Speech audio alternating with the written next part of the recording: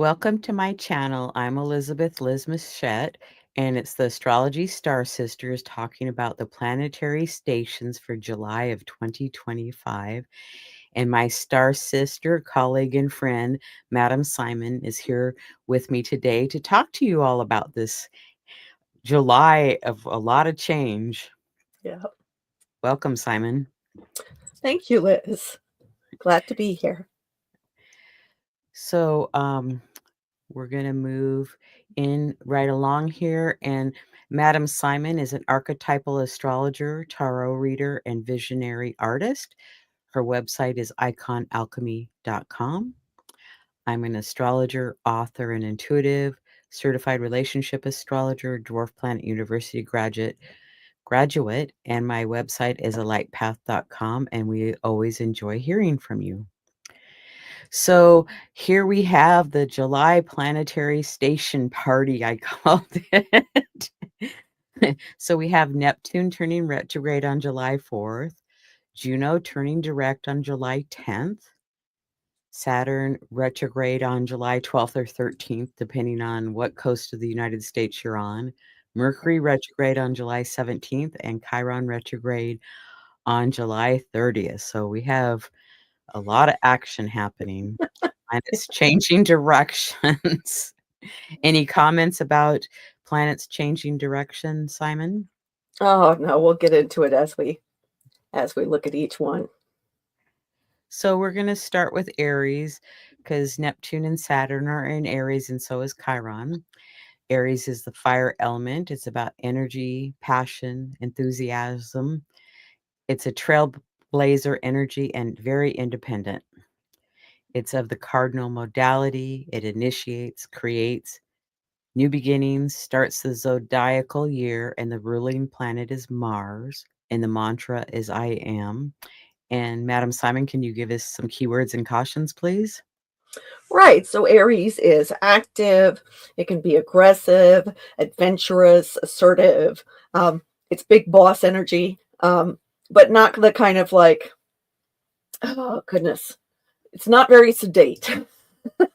It wants to really go and get projects started.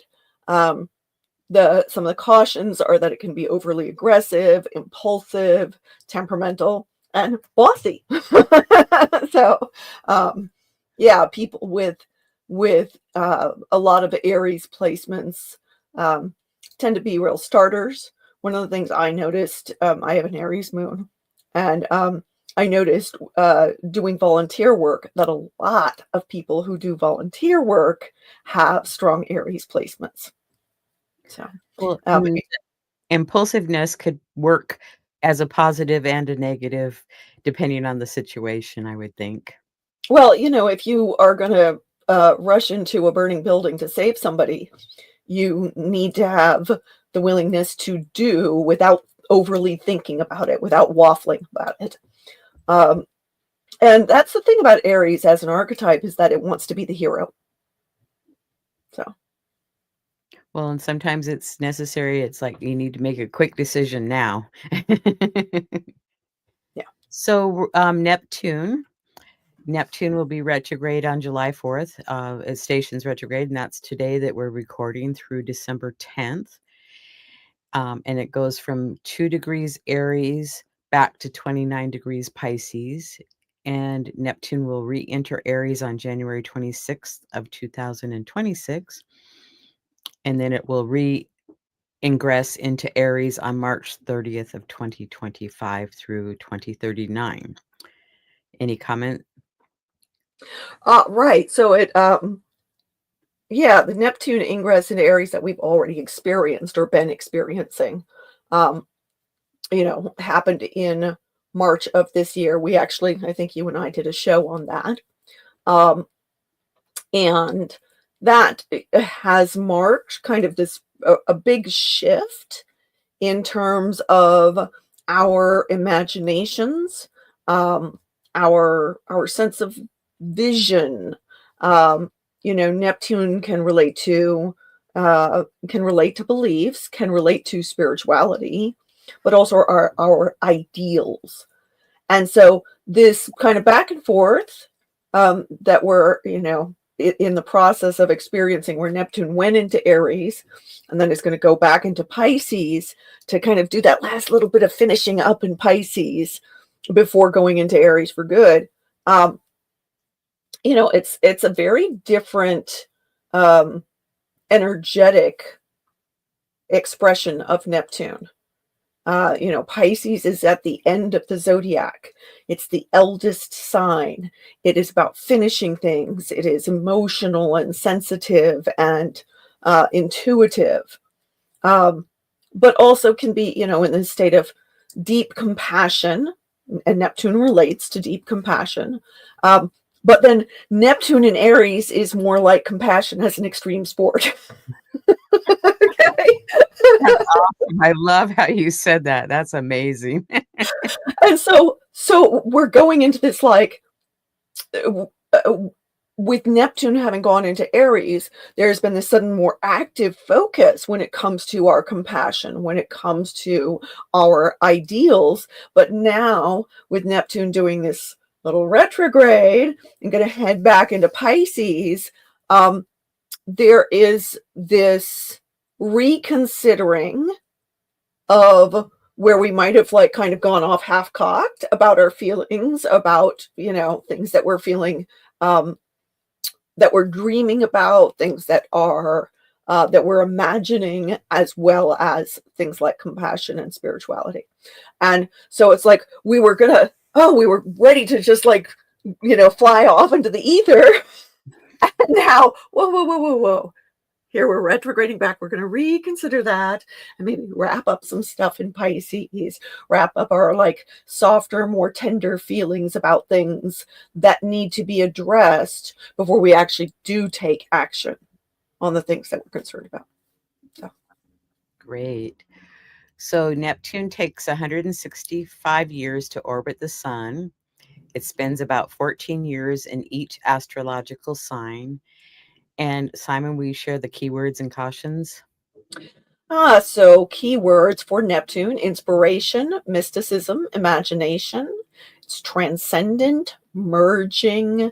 It tends to blur boundaries. Okay. Idealistic, dreamy, spiritual, instincts, impressionable. The caution is delusion, illusion, being evasive, lacking boundaries, gullible, escapist. We can also sometimes associate Neptune with overuse of drugs or other means of escapism. Neptune is very much about things that are outside of mundane reality, or things that are underneath mundane reality but are not really connected to the material world. And so when we're experiencing big Neptune transits, as well as, for some of us who have very prominent Neptune in our charts, there can be this kind of, dreaminess and a lack of connection to practicality. I know I've been really spacey the past few days with Neptune doing this station. So hopefully now that Neptune is actually going to get moving in the retrograde direction, at least it's movement, right? And maybe I'll be a little less spacey. Well, and as I shared with you earlier, it's like I had a dream that was so real that I wasn't sure if it was real or not. It's like, wow, that's like blurring those boundaries and not sure. Well, especially with Neptune currently conjoining Saturn in Aries. I mean, that is the, which is illusion and which is real. And it's also important to remember that Neptune's illusions do relate to a kind of the interconnectedness of all life and a sense of what is universal. And so, I think it is Rick Levine who has said that there's this idea that Saturn represents reality and Neptune represents illusion. But in reality, Neptune represents the larger reality, and Saturn is the illusion that there is a hard and fast reality. So, yeah. I'm so glad you quoted him because that's a great quote. I love that. Well, it's not an exact one, so go to the source if you want to know the exact one. But So we're gonna give a little background of the last time that last couple of times that Neptune has been in Aries from 1533 through 1548.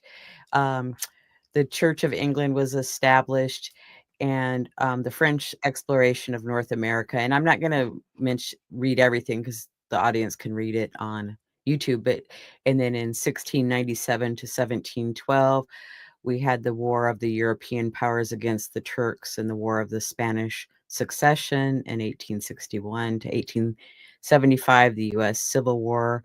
Canada was founded, British and French imperialism. Is there anything you want to add to those? Because I think I have another slide on this also. so, we can kind of see a martial theme here. Aries is ruled by Mars, right? And Neptune entering Aries then can bring an ideology that is martial. Okay, so we see, this kind of conquering of things and colonialism and warfare and all of that, but also aggressive action as an ideology is something that we need to be aware of, that potential with Neptune and Aries. And as with all transits, none of this is set in stone. It does not have to be, oh, we suddenly get all martial, right? But that is something that we see as part of the pattern from previous transits of Neptune in Aries, that our ideals, our beliefs, and things that we're excuse me, sorry, things that we're like, dreaming about, that are part of our vision, are more active but also more aggressive. And I do think that Neptune rules dreams, and that I spend a lot of time tracking dreams. And I can say that, like, with Neptune having entered Aries but conjoining Saturn, it's been very strange in terms of my own dreaming. Just like you said, with regard to that notion of which is real and which is the dream. And so I think with both of them in Aries, that questions about what is reality and what are we imagining, for better or for worse, okay, become more active and aggressive, that they are more prominent in our consciousness, as opposed to with Pisces, a lot of things were going on underneath the surface, but not as out in the open. Makes so much sense. Okay, these ones we already did. Okay, I didn't add any more, but we're at a Neptune stations retrograde here on July 4th at 2:34 p.m. at the Pacific Daylight Time and 5:34 p.m. Eastern Daylight Time. And this is a chart for Seattle. So in this chart, Neptune is in the 5th house of creativity. Oh, so anything else you want to say about Neptune? Well, this Neptune station, as I've mentioned, it's happening with Neptune conjunct Saturn. And so there is that, as we're going to be reconsidering Neptunian themes of what we believe over the next several months, the issue of, how well do our beliefs map to reality, I think is going to be a big factor, because Neptune and Saturn are going to stay very close to each other. Because Saturn is one of the planets that's going to be stationing retrograde this month. And they're going to be staying pretty close to each other as they both go back into Pisces And then they're going to conjoin again, but this time at 0 degrees of Aries on, I believe it's February 20th, 2026. And that, it's like we are doing this last retrograde dance into Pisces with both of these planets before we really gun the engine, so to speak, on this combination of vision and realism, imagination and practicality, boundarylessness of Neptune, but the constriction of Saturn. Okay.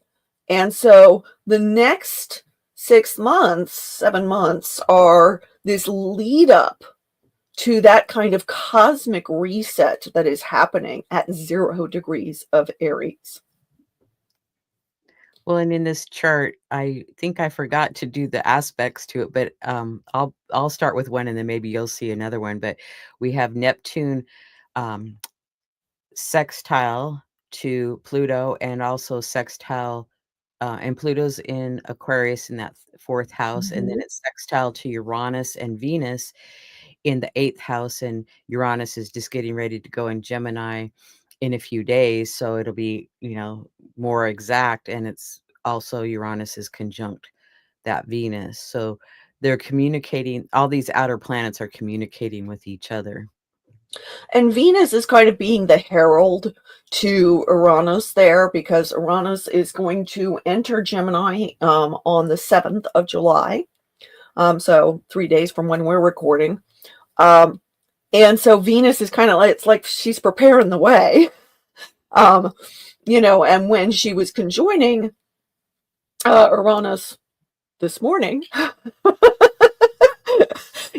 she was in her own domicile of Taurus, and Uranus has been answering to her. But once they are both in Gemini, they're both answering to Mercury. So it's like Venus is heralding the way, doing that, like, okay, now let's try this mercurial thing. And she does. It's not her own home like Taurus is. She rules Taurus, and so that's her own home. But in Gemini, she can be very social. This is like fun, bubbly Venus. Okay, talkative Venus.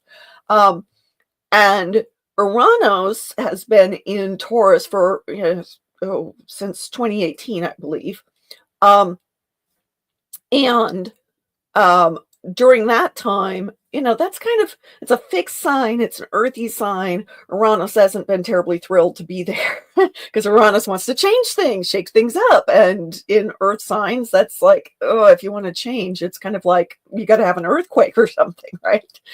But And Taurus doesn't like change. yeah, Taurus doesn't like that change. But in Gemini, oh, that is a playground for Uranus, because it's a mental sign. It's a curious, adaptable sign.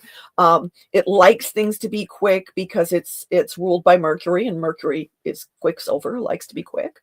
And that Uranus then is going to be now the last of the outer planets to move into yang signs instead of yin signs. And so we're going to have, at least for this summer, even though there's going to be this, Neptune and Saturn are now going to be retrograde, there still is going to be this kind of elemental harmony going on between all 3 of the outer planets plus Saturn. And so that is, air feeds fire. Yes, Aries is a fire sign. absolutely. Yeah. And then, both Pluto and Uranus are in air signs. And so there is this kind of, when we see Pluto and Uranus trying together, they've been in hard aspects at various times. We had them in a hard aspect, a few years back, I think 2012. And then they were in hard aspect during the 60s when they were conjoined. And so there was like this kind of like revolutionary fervor and all of that, but it was rough. It was jarring because they were hard aspects. Now it's a trine. Now there's this flow between them. And because they're in air signs, there's an emphasis on communication and technological advancement, which we're already seeing.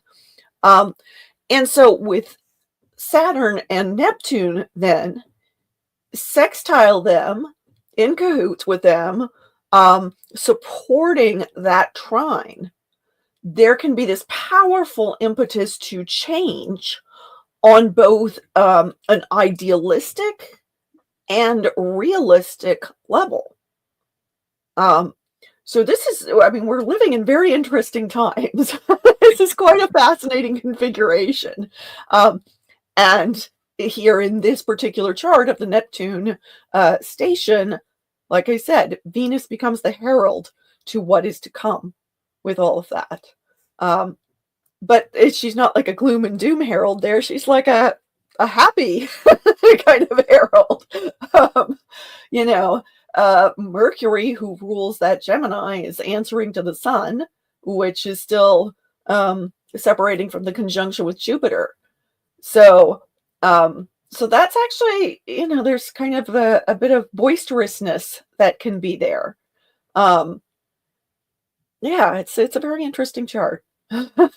Well, and on the station, since Uranus is still in Taurus, that's going to carry a little bit of weight, the Taurus energy, so some resistance to change.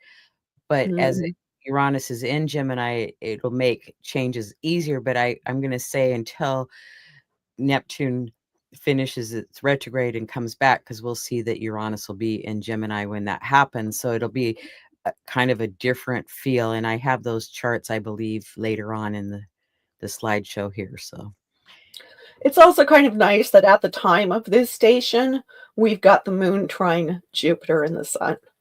So at least, like, yes, we may be a little foggy, a little spacey, you know, it's a little hard to focus, all of that.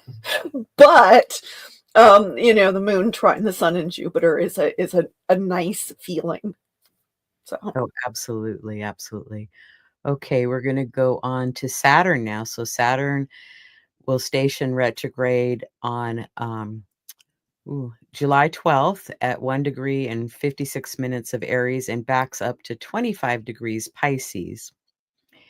And then we'll re-enter Aries on February 13th of 2026 until April 12th of 2028. Any comments on this? well, I've covered a fair amount of it already in discussing Neptune.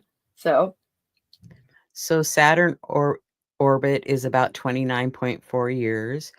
It has 7 main rings around Saturn, 274 moons. It's traditionally ruled by Capricorn and Aquarius. And go ahead and share the rest with us, Simon. okay, so Saturn relates to structure, responsibility, discipline, rules and regulations, government, hard work, boundaries, karma, maturity, authority, sense of duty, patience, and perseverance. Um, and some of the cautions associated with Saturn can be restrictions, limitations, fear, self doubt, hardship, depression. In medical astrology, Saturn governs the knees, legs, bones, joints, tendons, ligaments, teeth, skin, and old age. And the planet Saturn is named after the Roman god of agriculture and wealth, the father of Jupiter. I do think it is very notable. You know, Saturn has those 7 main rings around, literally a boundary around the planet, right? But it's got all of those moons. And I find that very interesting because, you know, we can associate Saturn with a certain amount of coldness, with restriction, with hardness.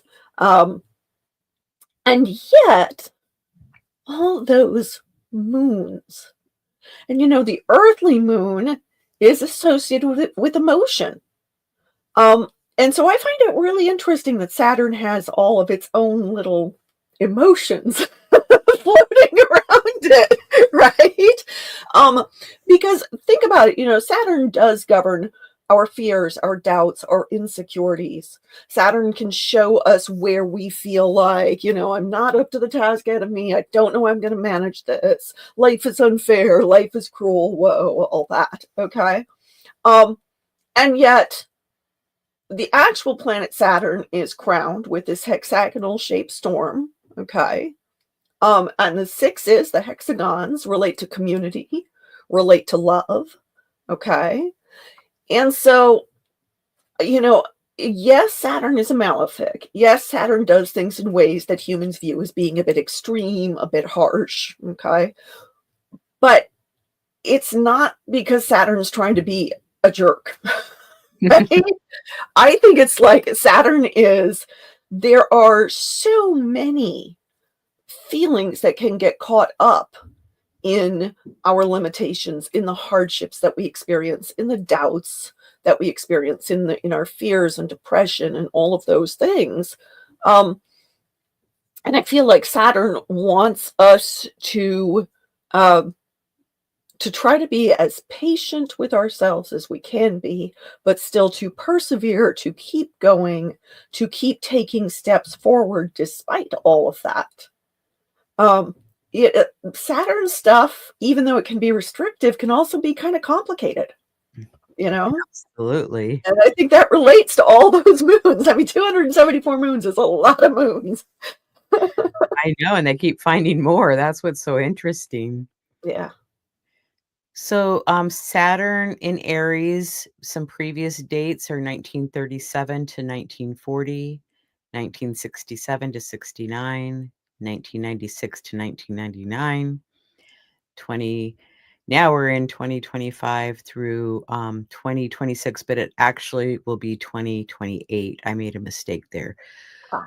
Saturn ingressed into Aries May 24th of this year and is going retrograde on July 12th through November 27th, and then will re-enter in February. And then the next time Saturn will be in Aries is 2055 through 2058. Any comments on this one? Well, I do think it's interesting, that we see that in particular that 1967 through 69. Remember what I said about, the Pluto Uranus conjunction in the mid 60s. And, our associations with that time, with rebellion, this kind of revolutionary fervor, this, questioning our behavior and our ideals and whether or not we were living up to them. And I find it really interesting that here we see Saturn in Aries during that time. And again, Saturn doesn't typically relate to the idealistic, right? But one of the things that I think is really important for us to remember about Saturn is the Lord of time. And Saturn is like, you only have so much time on the planet. What are you going to do with it? So Saturn is very much about priorities. And I think that in connection with Neptune now, but also during that time then with that Uranus-Pluto conjunction, there was that question of what are you going to prioritize? And in particular, what actions are you going to prioritize? And where are your actions out of control and in need of dialing back in? Okay, particularly with regard to the Vietnam War. Okay, and so now, as we've got this Pluto-Uranus trine shaping up, the first time that they're supporting each other in that cycle, right? This is the, they went through the first quarter square in 2012 after that conjunction. Now they're heading into this trine. And Saturn is in this sextile with both of them, with Neptune. It's going to say, okay, what ideals are we prioritizing as well as our actions? What fears are we potentially giving into that we may need to look at again, which is what this retrograde is great for. It's re-examining our fears, re-examining our insecurities, re-examining where we have perhaps gone too far in limiting ourselves, where we are applying restrictions in a way that is potentially aggressive, authoritative, but even abusive. Okay. And so Saturn in this retrograde is now saying, hey, reconsider that stuff, because guess what? We're having this combination of all these outer planets doing their thing. And Saturn is here to get us so that our feet stay on the ground and we stay in reality while we're experiencing massive change on a societal level, not just here in the United States, but all over the world. Remember, these affect the whole world. Okay. So, how many countries, how many societies are going to be reconsidering what are our ideals? What are the actions we've been taking on them? And where have those been driven too far by fear, by aggression, by authoritarianism? And where do we maybe need to dial things back a little bit so that we don't throw the baby out with the bathwater with regard to our restrictive behavior, and where we don't use rules to harm or to be that cautionary side of Aries, where we instead use them from the standpoint of, hey, we do want to be the heroes. We do want to have the grand adventure of life. We do want to do great and amazing and wonderful things. Okay? Aries has that big sense of adventure, but we need to do some prepping first. And I want to elaborate how you talked about the square, because technically, in that first quarter square of Uranus and Pluto, and technically they're still in that phase, but they're at a first quarter square trine until it hits, because it's 120 degrees until it hits. So it has 15 more degrees. Uranus needs to get 15 degrees farther away from Pluto to be in the next phase. So Saturn retrograde, and Saturn in this chart for Seattle on July 12th is at 9:08 p.m. and 12:08 on the 13th Eastern Daylight Time. And in this chart, Saturn is in the second house. And let me see if I made a chart. Yes, I did. I made one with aspects. So we had to kind of wing it on the last one, but this one helps us kind of give us a place to start, and we don't have to be looking at it to find them ourselves. So, and like you've said many times before, that Saturn is conjunct Neptune, and they'll be traveling together for a while yet. So, Yeah. and it shows the sextile to Pluto and the sextile to Uranus. And we've talked about that already with Neptune. So, how about you doing the Thor's hammer? I will, but one thing I do want to mention is that Saturn is still separating from the square with Jupiter, only now with Saturn stationing retrograde on the 12th of July, that will be even more of a pull away from that square, right? But it is still technically within the square aspect at this time. So, so we're still feeling some of the challenge, is what I'm getting at, between Jupiter and Saturn, and questions in particular about leadership and what kind of leadership do we wish to prioritize. Okay, so that sesquiquadrate to Mercury and to Juno, forming the Taurus hammer, with those two squaring each other, Mercury in Leo and Juno in Scorpio. And at this point, Juno has already stationed direct. We'll discuss that station in a bit, but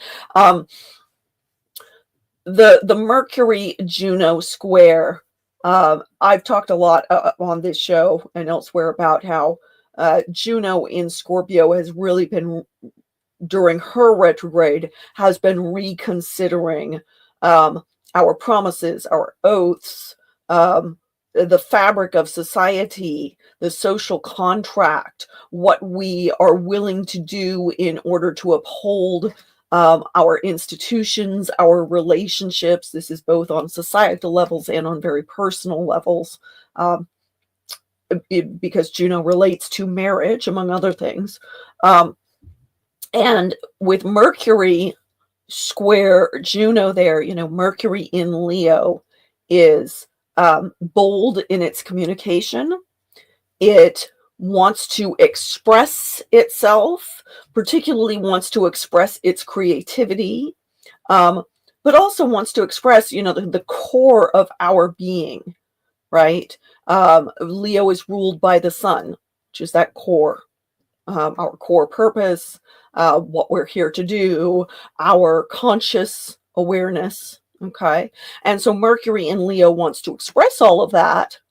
And Juno's still coming out of that, out of that retrograde period and being like, well, um, these things that you're expressing kind of conflict with some of the things that I've been assessing about the nature of our relationships, the nature of the social contract, and what it is I am and am not willing to do. I would actually expect to see broken contracts, broken promises, or people like actively saying, hey, you know what? This no longer works for me. I'm not willing to continue to do whatever it is I've been doing in order to keep this relationship or these institutions going. Okay. Here is what I am willing to do. And maybe there'd be some willingness to negotiate, but in that square, that's a lot more challenging. And so actual, kindly negotiations would probably take place at another time. Okay. But here with Juno in Scorpio, there's more of a sense of like, some things need to end or be completely transformed. There's that death and rebirth process that we see with Scorpio. Okay. So now what does all that have to do with this Saturn stationing retrograde? Well, Saturn, as I've said, relates to our reality and what are our boundaries and what are our priorities and what are our limitations, the hardships that we experience and how we face them. Okay. And with Mercury and Juno square each other and then sesquiquadrate Saturn, who's conjunct with Neptune, then there is that question of how are the potential fractures in our oaths and our institutions and our relationships going to affect our beliefs and our priorities with regard to, what do we want to make real and what do we want to end? What do we want to destroy? Remember, Saturn, last planet you can consistently see with the naked eye, marked the edge of the solar system to the ancients. He marks endings. Okay, so I would expect to see some things ending in terms of relationships and in terms of institutions. At the same time, remember, since this is Saturn stationing retrograde, then it's Saturn reconsidering reality, reconsidering what are our limitations, what are our boundaries. And so I feel like that Mercury Juno is bringing that stuff to a head and then pointing that to Saturn and saying, okay, Saturn, this is what you get to deal with during your retrograde. This is what you get to reconsider. Well, and I would suspect that there could be some renegotiating, whether that's with your job or maybe you got laid off and now they want to hire you back, but now it's kind of lays in your court. But we are in a Mercury shadow here because Mercury is going to go retrograde. So that would be really interesting to that. But I would say there's some renegotiation with whatever relationships or partnerships or how you've made oaths to whatever is going to happen. Yeah. Okay, and then I was just talking about Mercury going retrograde on July 17th through August 11th, starting at 15 degrees Leo in 34 minutes, and it'll back up to 4 degrees Leo, so it stays in a fire sign. And the pre-shadow phase is July 1st through the 17th, and the post-shadow phase is August 11th through the 25th. And Mercury travels between the worlds, and I think you were talking earlier about how quick Mercury moves. Mhm. Mercury stations retrograde 3 to 4 times a year. Mercury's a personal planet, and I'll let Simon share the rest. Mercury governs communication, your local neighborhood, siblings, short distance travel, commerce. Well, we've got commerce twice. Well, um, quick thinking, the mind, our intellect, and games. Mercury is a god of gaming. Mercury also can relate to thieves and scam artists. So do keep that one in mind. And isn't it the trickster too sometimes, or no? Oh, yeah, definitely the trickster god. Um, and the planetary day of Mercury is Wednesday, which would be Woden's day for the Teutonic correlation that named the day. So, Thanks for sharing that. So here we have the chart for when Mercury stations retrograde. Okay, it's on the 17th on the West Coast and the 18th for the East Coast. And do I have those dates right? Now I question myself. Yeah, it's on the 17th. So instead of the 13th, that's supposed to be the 18th on the next day on the East Coast. And for this chart for Seattle, Mercury is in the 7th house of relationships. And here's the aspects. We have a few here. Sextile Venus and Hygeia, trine Ceres, opposite Pallas Athena, sesquiquadrate Saturn, Neptune, and Juno. So why don't you pick one or two and talk about those, and we'll continue on. right. Okay. So yeah, it still is in the square aspect with Juno, and so would still be forming that Taurus hammer. It looks like. Um, Yes. so that's interesting to then consider that that Taurus hammer becomes a tie-in to both Saturn's station retrograde and Mercury's station retrograde, right? Yes. Um, yeah, so that really does connect. That's interesting. I didn't realize it was going to extend through that week. Yeah, so the Mercury station is happening sextile Venus and Aia. Um, and Venus is answering to Mercury there. But again, that can have an impact on our relationships. Now it's a sextile, it's supportive, but with the ruler of Gemini stationing retrograde, there can be some discombobulation, I think, with regard to relationships, communication, but also, Venus in Gemini is fun loving, tends to be kind of, likes to party it up and all of that. But also is kind of curious and exploratory when it comes to art and fashion and fun things like that. But with the ruler of Gemini stationing retrograde, we may see some poor fashion choices at that time. Do consider that Mercury here is also, that sextile involves both Venus and Aia. And Aia in Gemini is very concerned with mental health. Okay. Shows us that can be kind of a weak spot at that time. And one of the key things when Aia is in Gemini is that there is a need for grounding and stabilization because, Gemini is kind of a little all over the place, right? As a mutable sign. And with Gemini's ruler stationing retrograde, then I think it's really important to get out and touch grass at that point. It's very important to get in touch with nature, stabilize ourselves through physical interaction with nature because Gemini can be so much in our heads. Okay. Mercury trine Ceres at the time of the station retrograde. So Ceres relates to how we nurture and nourish ourselves and others in Aries that is active and again wants to be heroic about it. Okay, that's like big white knight energy, right? Except it's mama white knight energy, okay, because it's Ceres. So, that combination, there may be kind of befuddled communication with regard to how are we trying to care for ourselves and others. Um, remember I said that one of the cautions with Aries is it can be kind of bossy. Ceres in Aries is bossy mama, right?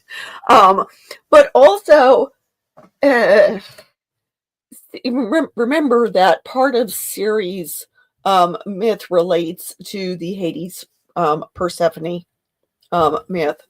And so there is that desire to do things about things that we are grieving, okay?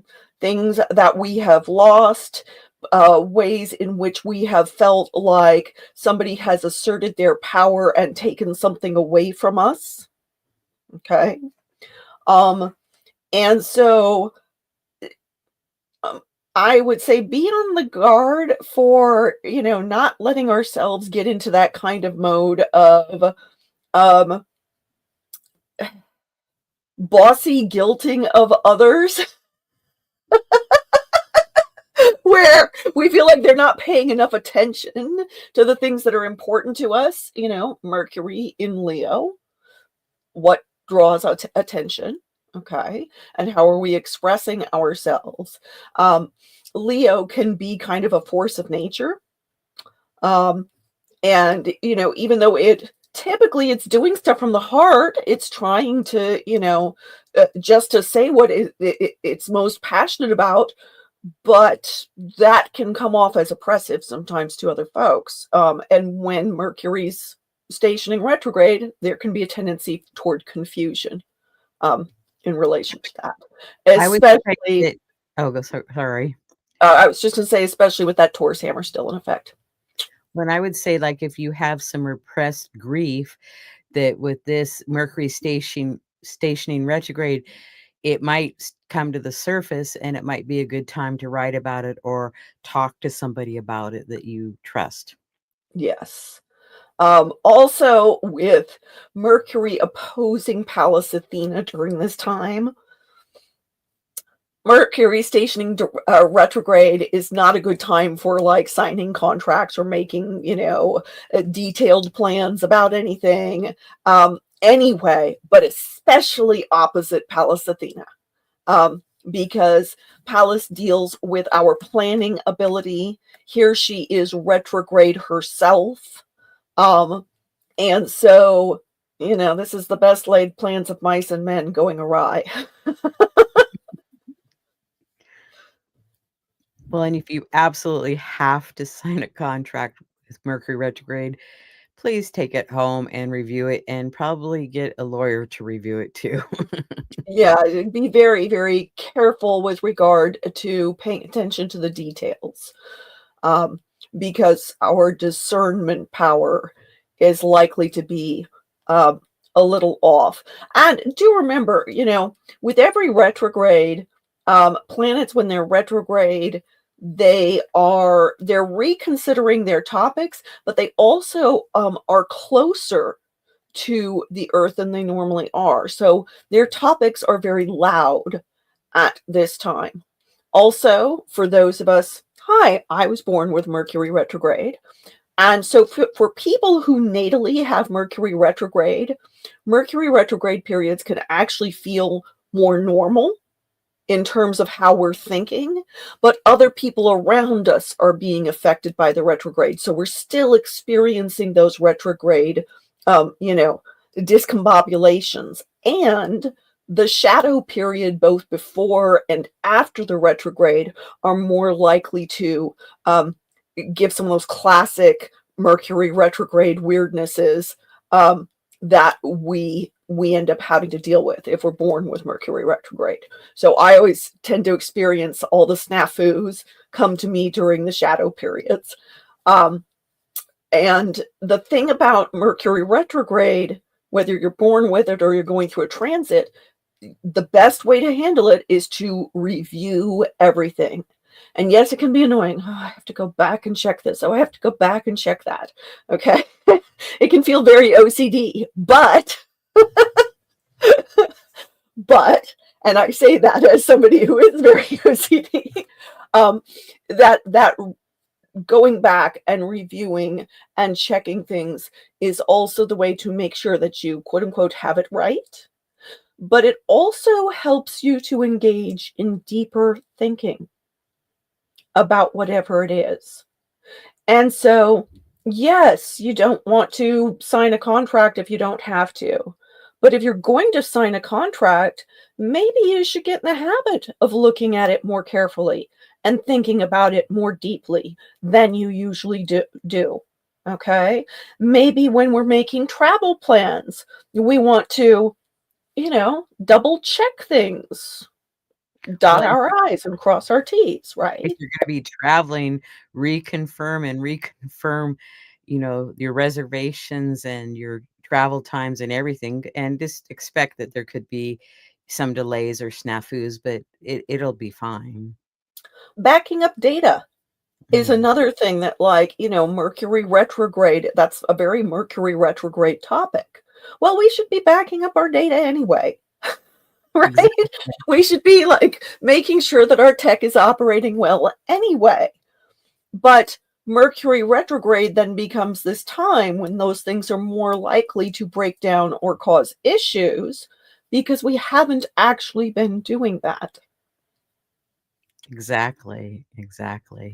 And it's a good time to do research so that you can make the plans later on when Mercury is not opposite Pallas Athena. Yeah, absolutely. Okay, anything more with this one? Okay, and then Chiron is gonna go retrograde, and Chiron is both best known as the wounded healer. The archetype is teacher, healer, shaman, tutor, guru, guide, and foster parent. Associated with alternative therapies and medicine, discovered November of 1977, and it orbits between Saturn and Uranus, and it takes 50.39 years to go around the zodiac. And it's classified as a centaur, asteroid, comet, and minor planet. So sometimes we hear Chiron referred to different ones. I like to think of Chiron as a centaur nowadays, but you Mhm. know, kind of all of those work. Would you like to talk about the wounds? Right. So Chiron, is referred to often as the wounded healer, but people typically seem to forget about that first wound. And I think that first wound is really crucial. Chiron was rejected right from the start by both parents. His mother rejected him due to his appearance. I believe she was a nymph and his father came to her as a horse. I don't know, something to that effect. I don't remember, but he wasn't a centaur was not something she was expecting to give birth to. Okay. So she rejected him because of that, and then his father rejected him because he was the product of an affair. So, I know nothing about that kid over there. That has nothing to do with me, right? Okay. And then the second wound is the one that we are more familiar with, where he was wounded by a poisoned arrow that had been dipped in the blood of Hydra, and therefore was something that could not be cured, despite Chiron being very well versed in medicine, Chiron being adept in herbal medicine, in understanding how to heal. But this was something he could not heal for himself. Okay, so as I mentioned, he's a centaur, part horse, part man. Was the son of the Titan Cronus and the sea nymph Philyra, and lived at the foot of Mount Pelion in a cave. Um, Unlike the other centaurs, he rose above the beastly part of his nature. Um, so they kind of tended to be a bit wild and carousing and running around. And he was more scholarly. He was known for his wisdom as a healer and a teacher of heroes, such as Heracles or Hercules, and Jason of the Argonauts, and Achilles. You know, he was the teacher to all these guys, right? As well as he was an astrologer and oracle. In the city of Magnesia in northern Greece, he was credited with the invention of medicine, and his foster father Apollo taught him music, pharmacy, which is the combination of herbcraft and medicine, and archery and prophecy. Thanks for sharing all that. Okay, so Chiron stations retrograde on July 30th at 27 degrees of Aries at 7:42 a.m. Pacific time and 10:42 a.m. Eastern Daylight Time. And for the Seattle chart, Chiron is in that 9th house where it stations. And then here's the aspects. We have conjunct Eris, sextile Venus, square Pluto, and quincunx Mars. So go ahead and talk about some of these that you'd like. Right. So one thing I do want to mention before we get into the actual aspects with Chiron is that there is another aspect that is going on right at the same time, which is the moon opposing Ceres. And I find that really interesting in light of Chiron's first wound. Okay. Rejection by the mother. Okay. And so I feel like this combination of the moon opposite Ceres at the time of Chiron station retrograde emphasizes that first wound. Okay. Chiron is conjoining Eris in this chart, and there's a series of Chiron Eris conjunctions that are happening over the course of this year. I think the next one is in October. I think it's October 10th, and I think the third one happens right around the same time with the Saturn Neptune conjunction next year. Okay. And so this is this ongoing kind of a thread through the background of the Saturn Neptune cycle that's going on. Okay. This Chiron conjoining Eris. Eris is a dwarf planet. Her discovery got Pluto, dethroned and considered a dwarf planet rather than the ninth planet, and or 10th planet, ninth, 10th. Well, anyway, got Pluto dethroned, right? So Eris is goddess of discord. Okay, is disruptive. In particular, points out hypocrisy, points out where people are being, stuffed shirts, where they are perhaps abusing their authority, and she likes to stir up stuff and watch people fight. She doesn't actually want to fight herself. Do keep that in mind, okay? She would go out onto the battlefield, but she herself would not fight. She'd just stir up everybody else to fight and watch them do their thing. Okay, and was considered the last to leave the battlefield. Okay, because she enjoyed the discord so much. Okay, so now I find that very relevant in view of some of the things that are stirring up our our feelings of compassion, and like where we're feeling kind of like appalled about things going on in the world. Some of it is because we're a little startled by the bloodlust, by the cruelty, by the, like, how can people be like that? Okay. And in turn, that can stir up our own feelings of hurt and helplessness. It can be triggering to us. Okay. Also note that this combination is in this loose square with Pluto. Okay. It's, they're at Chiron and Aries are toward the end of Chiron and Eris are toward the end of Aries. So they're not yet into Taurus making a true square to Pluto, but by degree they are in that square.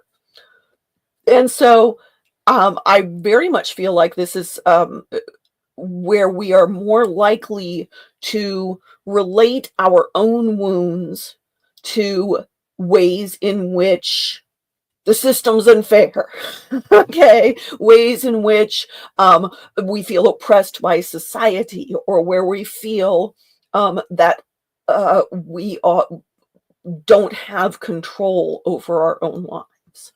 Um, and that's notable because Chiron in Aries is inherently exploring our wounding surrounding our identity, our sense of capability, our executive function.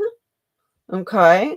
Um, Chiron in Aries can literally relate to, am I physically capable of doing things? Those of us with chronic illnesses um, are, more likely to feel triggered by this Chiron transit through Aries, but particularly connected with Eris and squaring Pluto.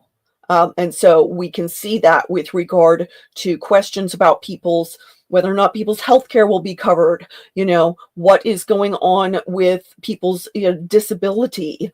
Are they still valued within our society? That kind of thing. Are they being, kind of kicked to the curb in terms of, Medicaid getting potentially cut for a lot of people? Okay. All of that um, here in the United States definitely, I think, relates to this combination. Okay. This station, however, also sextiles Venus, more closely sextiles Venus than the square to Pluto. And so note that emphasis then on social connection through communication, because Venus is at that 29th degree of Gemini at the time of this station. And so I think that there's a real need to talk with others, to connect with others over the ways in which we share experiences of wounding surrounding our ability to get things done, our ability to be independent, our ability to function in a society that at the moment has gone a little haywire, right? Okay. And it's also interesting that this station retrograde is quincunx Mars, because Mars rules Aries. Okay. And Mars at this time is in Virgo. Um, Virgo, which is ruled by Mercury, which is retrograde in this chart. Okay. Mars in Virgo asserts will through detailed practical actions, but can also be about being in service. And I think that one of the things that we see here with this quincunx is, the desire to be in service to others, to be helpful to others, particularly when it comes to addressing oppression or addressing injustice, and yet the potential feeling of being helpless to how do I do that?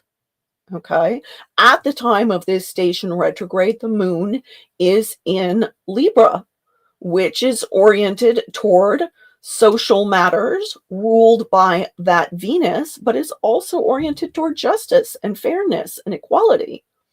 And opposing Ceres, then there it goes back to that mother wound, right?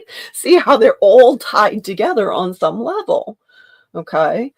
And so I think that for this Chiron station retrograde in particular, this is a time to be extra kind, both to ourselves and to others who may be really feeling triggered by the stuff that's going on around them, but also by feelings of helplessness, by feelings of how do I actually navigate this world, the society, the changes that are going on around me, when maybe I don't feel like I am literally physically capable or mentally capable or emotionally capable, or my willpower is feeling, kind of wonky.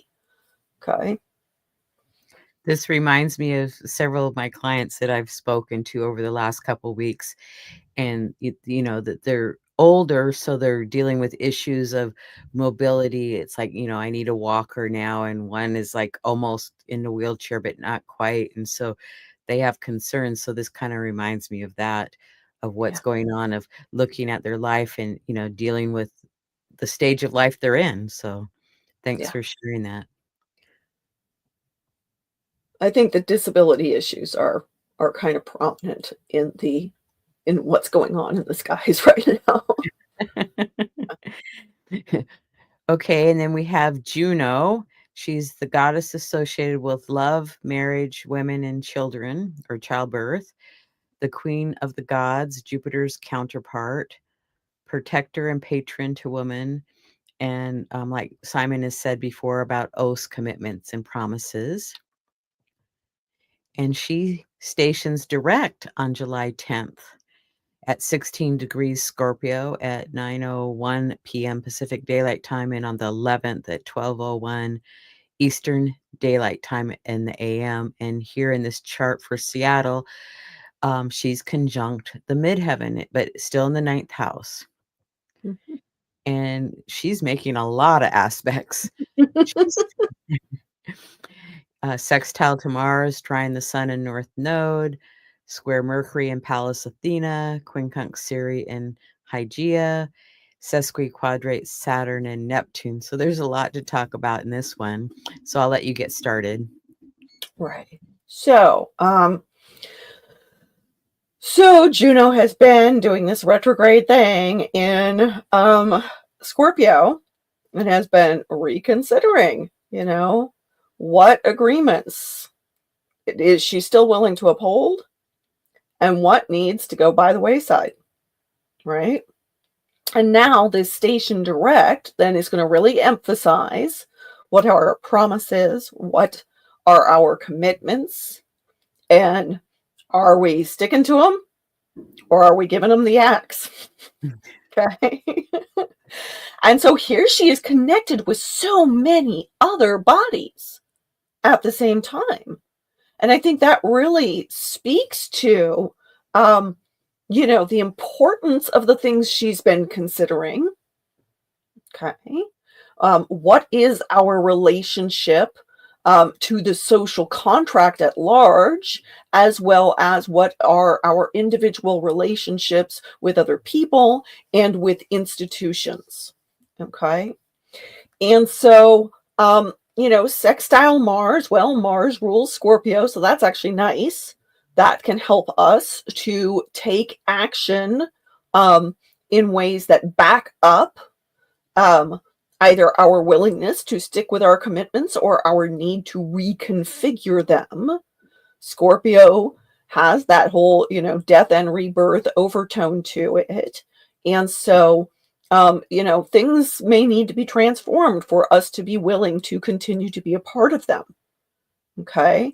A relationship that has been kind of like staggering along for a while may need to be revitalized. But in order to do that, we got to, let go of some things in order to make it so that it is better able to function and that we're able to stick with it. In combination with Mars in Virgo, that also can very much relate to what are our habits surrounding our commitments. And I do think that on a completely personal level, not even having to do with, relationships with other people, that could actually be a good time to do some work pertaining to a health routine or exercise routine, right? That, oh, this is the time when I'm actually going to, call up that trainer and commit to doing a program. Or on the other hand, call up that trainer and say, you know what, this isn't working for me. I can do something entirely different. Okay. Okay. So we still see Juno square Mercury here. Okay. This is before Mercury goes retrograde. Okay. So still part of that Taurus hammer with Saturn and Neptune. Okay. So then still concerned with how are we communicating with regard to our promises, our commitments, and also how is that going to reshape our reality? Okay. How is that going to reshape our priorities? Okay. And our larger vision for what we wish to do in the years ahead. Okay. This is not just short term stuff. This is long term stuff. This is stuff that has the power to make lasting change, lasting impact. Okay. Juno is trine the sun and the north node at the time of this station. So we've got actually a grand water trine going on there. The sun is the light of consciousness. So our conscious awareness and our core sense of purpose is now having Juno in alignment. Our commitments or our revision of reconfiguration of our commitments is something that we are likely to be consciously aware of. And since it's in water signs, it's on an emotional level as well, but we're conscious of our feelings about it. Okay. So we're not just reacting, right? We're not going off half-cocked here. And trine the north node then says, yeah, this is part of our karmic path. We need to do this. Okay. We need to do the reconfiguration. We need to be willing to say, the buck stops here and not willing to do this anymore. Or if I'm going to do it, I need to do it in a different form. I need to do it in a way that has a greater ability to last in a way that I want to see last. Okay. And again, going back to the feelings, how do we feel about it? And how are we going to feel about it long term? Okay. Okay. Note that she is forming this T square with Mercury and Pallas, even as she is also in that Taurus hammer. Okay. With Mercury. And so our planning ability is going to be challenged by this. What are the logistics of reconfiguring relationships and institutions? Okay. The United States has already seen kind of, what are the unexpected impacts of shaking up institutions. Things are connected that maybe we didn't realize are connected. Okay. You pull this thread and suddenly the whole fabric comes apart. Okay.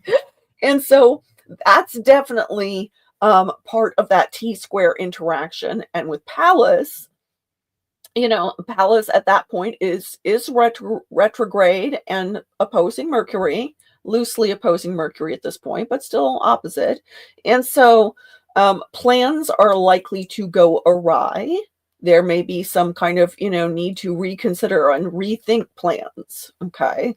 Reconfigure them based upon what we are and are not willing to commit to after all. Like, oh, I agreed to, go visit so-and-so at such and such a time, but wait a minute, that actually really doesn't work for me. I need to now give voice to that fact, and that may upset that other person. Hence, we got that Mercury in Leo squaring Juno. Okay. So we can expect there to be some friction around this, is what I'm getting at. But again, with that sesquiquadrate to Saturn and Neptune as part of that Taurus hammer that's going on, okay, that there's this, what's the long-term impact going to be on our reality and our vision? Now, the quincunx with Ceres and Aia, that forms a yod, also known as the finger of God. And the Taurus hammer is also known as the fist of God. It's like, these names can sound pretty scary, but what they're really about is pressure. Okay. Where are we feeling the pressure? So with the Taurus hammer, the pressure is on Saturn and Neptune. Okay. That's on a social planet and a transcendental planet. That's on like kind of this big level. But in terms of personal feelings, some people may feel that pressure, if they've got personal planets nearby, but others are just not going to feel it. With Juno, Juno is an asteroid. So the feeling of pressure is more like a subtle background kind of thing. Okay. All three of the bodies in this yod are asteroids. Ceres, the mother of the asteroids, and the biggest of the lot, and Aia and Juno. All three of these are goddess asteroids. They're some among the more well-known of the asteroids. Okay. And that combination of Ceres, sextile Aia, definitely relates to what is our mental health status, what are the actions we take on the basis of our mental health, how do we nurture and nourish our mental health, okay, and how do we actively address areas where we feel grief or loss or emptiness, okay. And both of those then together are putting pressure on Juno to transform our relationships, our commitments, our oaths, and our institutions. Okay. But Juno here, stationing direct, is in this position to now go forward with the information that we have been gathering about these topics during her retrograde. Okay. And remember, since it's in Scorpio, there's going to be big feelings involved. Absolutely. And I want to mention that Saturn, Neptune, and Ceres and Juno are all answering to Mars. Yeah. And then that Mars is answering to Mercury. Yeah. And then Hyea is answering to the Mercury. And Pallas Athena is answering to Saturn. And it's like there's just, a few planets, Mars, Mercury, and Saturn that are really they're answering to, and the sun is answering to the moon. So, of all the ones that were aspected, it just seemed kind of interesting that several of them were with Mars and Saturn. Well, Chiron and Aries as well. We've got Mhm. 5 bodies there that are answering to Mars. Aia, Venus, and Uranus all answering to Mercury. Mars answering to Mercury. Juno answering to Mars. So yeah, there's like everybody is kind of in this space of answering to, in particular, to Mercury. But then Mercury answering to the sun. Okay. Right. And Mercury, because Mercury is at this point slowing to station, Mercury's in the shadow at this time. How we think about things and our willingness to think deeply, our willingness to reconsider things, our willingness to think about things multiple times in order to come to our answer, is going to play a really big role for all of these stations and pretty much all of this month. Okay. One of the things that Mercury retrogrades get accused of is being slow. Okay? And yet that slowness is not stupidity. That slowness is, I need to reconsider this. I need to rethink it. I need to think on it deeply so that I do get it right. So that I'm not going off half-cocked. So that I'm not running around, being an idiot about it, right? So that I'm actually being intelligent. Okay. And people who are born under Mercury retrograde can sometimes be like, I don't know if I'm really smart or not because, I have to rethink things. But the rethinking things is part of the dedication to the topic of thinking well and communicating well. Okay.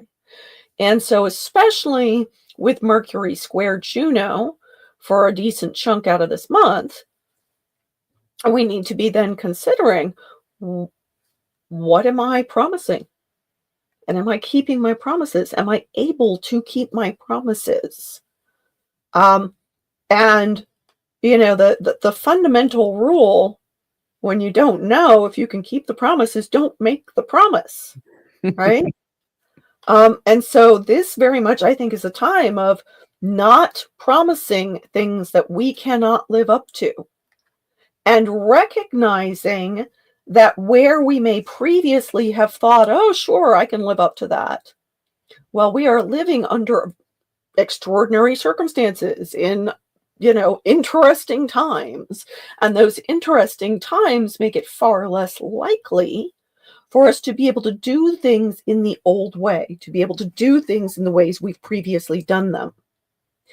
And so we may be better off saying, that's a maybe.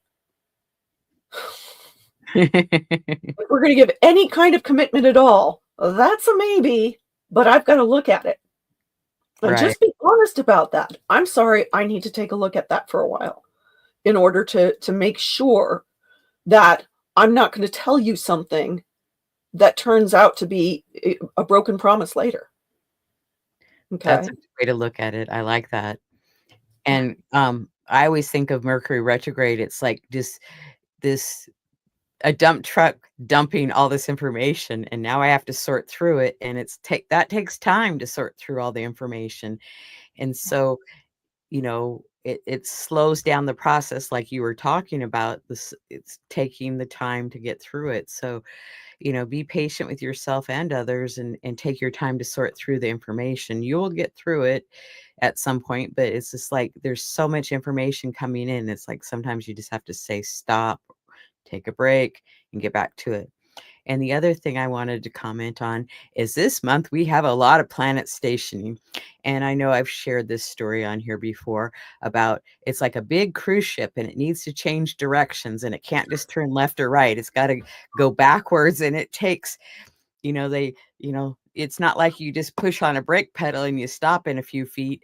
It's like, they have to reverse the engines, and it still takes a few miles for it. So I always think of these waves and kind of stirring up the water around. And so pretty much the whole month we're going to feel it. I believe a week on either side of a planet stationing can be a little bit chaotic or unstable. So we have Mhm. this going through the whole month.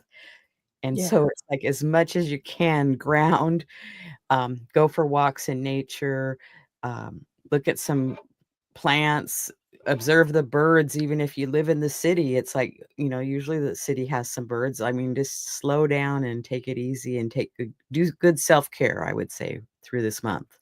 Yeah. Take good care of your bodies. Um, our bodies tend to process a lot of things that are going on. Unconsciously, we're processing it physically, even as we're trying to process stuff mentally on the more conscious level. Um, but that can be rough. That requires like extra sleep sometimes, or accounting for disruptions in sleep. Hi, that's what this insomniac tends to have to do around these things. So, yeah. Well, thank you, Simon, for joining me today. And I want to thank our audience for joining us, and those that come back and watch at a later date. We appreciate all your support. And I'm going to let Simon tell you about her Patreon page. Thank you, Liz. So I have a page on Patreon where I write about the ongoing astrological transits, and I share artwork related to that, and create custom astrological art for my patrons. Sometimes my art is photography or digital art. Sometimes it's traditional drawings. Sometimes it's sigils, little miniature pieces of art. Um, I think I posted one recently that's like the actual original is about that tall. It looks like that on the screen, but yeah. Anyway, so art and astrology are the things that I do there. And I also am a consulting astrologer like Liz is. So if you wish to schedule a consultation with me, you can visit me at iconalchemy.com. So, do you have any events coming up? Oh, let's see. I don't think I've got anything going on until, oh goodness. I think I'm doing some readings at the Crystal Lounge in Belltown neighborhood of Seattle. I think I'm doing that in toward the end of July. And then beginning of August, I'll be at the PNW, which is Market, Lamas Lugnasad celebration. And I'll also be at the Crystal Lounge again in August. So, and all of that can be found on my website. Yes, if you want to see Simon live and you're in the Seattle area, stop on by. And then I have a lot of other shows to choose from, so you can find some other things to enjoy. I will be on Talk Cosmos on July 20th talking about the Leo new moon. And I, like Simon mentioned, I do consultations. I have a newsletter and a YouTube channel, so you can go to my website and subscribe to my newsletter. And if you're not already subscribed to my YouTube channel, I appreciate you subscribing. And I think, oh, and I want to thank our sponsor, Astro Peregrine Software. Appreciate you. And I think that's it for now. So we're going to say goodbye for now, and we'll see you next time. Bye.